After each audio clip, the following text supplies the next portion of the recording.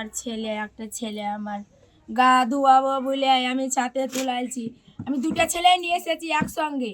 একটা ছেলে আমি গা ধোয়াবো বলে ছাতে তুলে দুবার না পানি ঢেলে গা ধুয়ে আবার আর একটা ছেলে আমি খুঁজতে আসছি। দৌড়ে ছেলে পেয়েছি না স্কুল পাঠাবো, আমি স্নান করাবো, তাড়াতাড়ি আমার দেরি হয়ে যাচ্ছে, 10টা বেজে যাচ্ছে হয় বলে আমি খুঁজছি আর ছেলে পেয়েছি না। সেকেন্ডের মধ্যে আমার ছেলে হারিয়ে গেল, ছেলে আমি পেলাম না।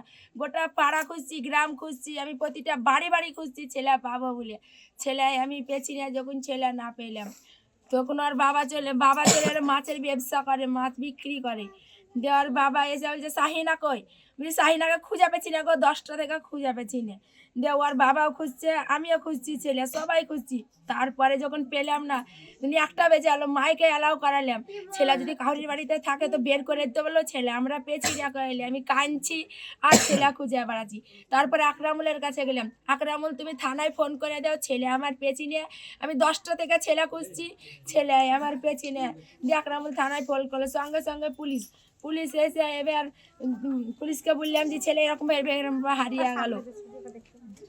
পুলিশে দেখছে, এধার ওধার দেখছে, পুলিশও খুঁজছে, আমরাও খুঁজছি, কিন্তু ছেলে আমার পেলাম না। কোনো জায়গায় যখন ছেলে খুঁজে না পেলেন তখন আমি পুলিশে একটা ডায়েরি করে হয়, ডায়েরি করার সঙ্গে সঙ্গে পুলিশ আমাদের চলে এসে খোঁজাখুঁজি করতে লাগে।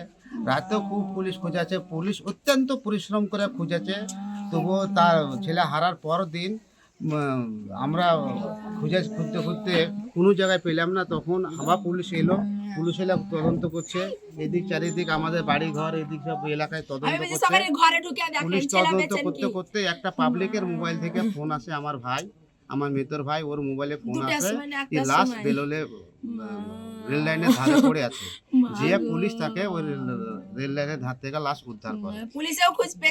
আজকে তো প্রশাসনের তরফ থেকে বিভিন্ন নেতারা তারা এসেছিলেন আপনার বাড়িতে, আপনাদের সঙ্গে কথা বললেন, তারা কি আশ্বাস দিলেন? তারা আশ্বাস দিচ্ছে, দেখো আমরা অপরাধ চেষ্টা করছি যেন অপরাধী সাজা পাই, আমরা সেই চেষ্টাই করছি, এরকম আমাদেরকে আশ্বাস দিন। আচ্ছা, আপনারা কি এখনো পর্যন্ত খুনের মামলা দায়ের করেছেন? আমরা এখনো পর্যন্ত খুনের মামলা ডায়েরি করিনি। প্রশাসন যেভাবে খাটছে আমাদেরকে বলতে পারছি না যে আর একটা মামলা ডায়েরি করে। আমরা সাধারণ মানুষ কিভাবে আইন ঘাটতে হয় সে ব্যাপারে আমাদের অত জানকারি নাই। আচ্ছা, শিশু আমি তো সমাজ মাধ্যমে দেখলাম, এটা সোশ্যাল মিডিয়ায় হঠাৎ করে দেখছি একটা বাচ্চা, তার এই জায়গাটা রক্ত, এইটুকু বাচ্চা ফটফটে সুন্দর একটা বাচ্চার এরকম মৃতদেহ দেখলাম। আমি কালকে আসতে পারিনি, কালকে আমাদের অনেক প্রোগ্রাম ছিল, আমার নিজস্ব ব্যস্ততা ছিল। অন্তত তাদের বাড়িটাতে তো যাই। শিবপুর আমাদের সব থেকে শহরের কাছের গ্রাম, এখানকার আমি আগে বিধায়ক ছিলাম, তা না, সব থেকে বড় কথা একটা বাচ্চা শিশু এরকম নৃশংস মৃত্যু কি করে হলো, এটা ভেবে আমরা অবাক হচ্ছি। তার বাড়ির লোকদের দুঃখ কান্না, তার মা বলছেন প্রতিদিন গরম জলে স্নান করাই। আমার যে আরেকটা বাচ্চা আছে, তারা 2 ভাই বোন, সে ভাইটাকে দেখভাল করতো তার আরেকটা বোন।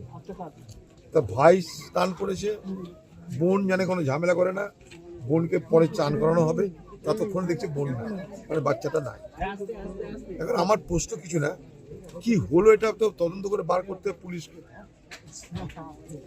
এখন নবগ্রাম থানা না লালবাগ থানা, দায়িত্ব কার কম দায়িত্ব কার বেশি এটা কোনো কথা না। গোটা থানাটা বিভিন্ন ভাগে ভাগ করা থাকে, সেগুলোকে দেখভাল করার জন্য তার উপরে অফিসাররা থাকে। 2টো থানার বিষয় যদি হয়, সেখানটাই 2টো থানাকে সঙ্গে নিয়ে যৌথভাবে এই তদন্ত করে বার করতে হবে। এখানকার একটা বাচ্চা রেল লাইনের ধারে কী করে চলে গেল, এ তো ভূতে নিয়ে যায়নি, কোনো তো অপরাধী নিয়ে গেছে। সে বাচ্চা, সে তো রেল লাইন চেনে না, সে তো ঘরের বাইরে বের হয় না, তাহলে সে একা তো যায়নি, তাহলে নিশ্চয়ই কোনো অপরাধের পিছনে জড়িয়ে আছে। সে অপরাধটা কি সেটা তো দাঁড় করার দায়িত্ব পুলিশের। এখন মৃত্যুর পর পোস্টমর্টম হয়েছে, পোস্টমর্টমে কি রিপোর্ট তা পরিবার জানে না। পোস্টমর্টমে তাকে শারীরিক অত্যাচার করা হয়েছে, না সে দুর্ঘটনায় মারা গেছে, না সে কোনো তাকে বিষ খাওয়ানো হয়েছে, না কি করা হয়েছে আমরা জানি না কেউ। এটা বার করতে হবে পুলিশকে, তার জন্যে পুলিশ প্রশাসনকে সক্রিয় হতে হবে।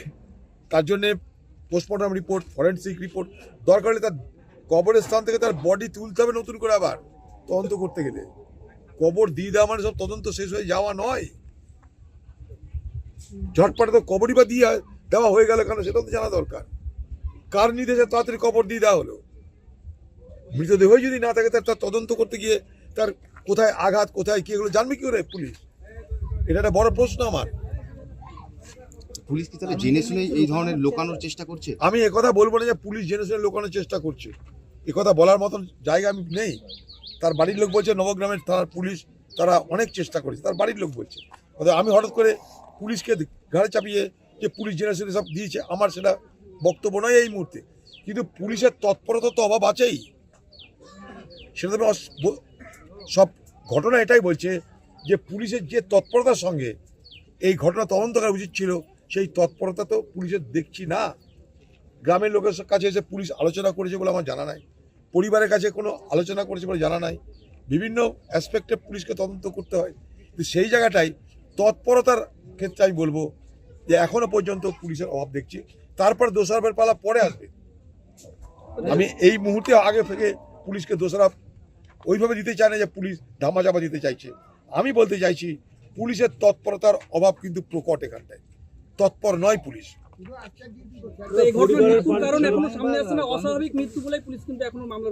সেইটা তো বলছি, তাহলে অস্বাভাবিক মৃত্যু মানেটা কি?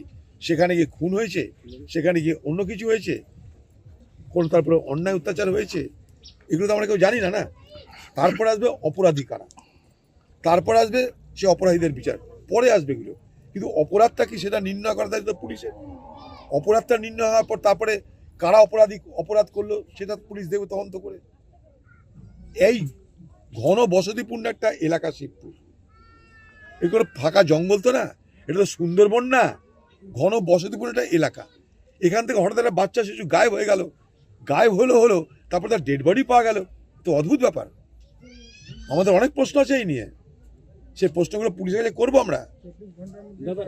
এই পরিবারের পাশে রয়েছেন 100 বার আছি, এই পরিবারের পাশে থাকবো না কেন?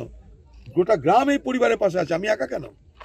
একটা শিশু আমাদের পৃথিবীটাকে সে দেখলো না এখনো পর্যন্ত, পৃথিবী দেখার আগে সে রক্তাক্ত হয়ে চলে গেল। গোটা গ্রাম তার পাশে আছে, গোটা মানব সমাজ তার পাশে আছে। এই অপরাধীর কারা খুঁজে বার করা দরকার, কি ধরনের অপরাধ হয়েছে জানা দরকার। তার জন্য পুলিশকে সব রকমের আমরা বলার, চাপ দেওয়ার এবং দরকার হলে আন্দোলনে যাওয়ার কথা ভাববো।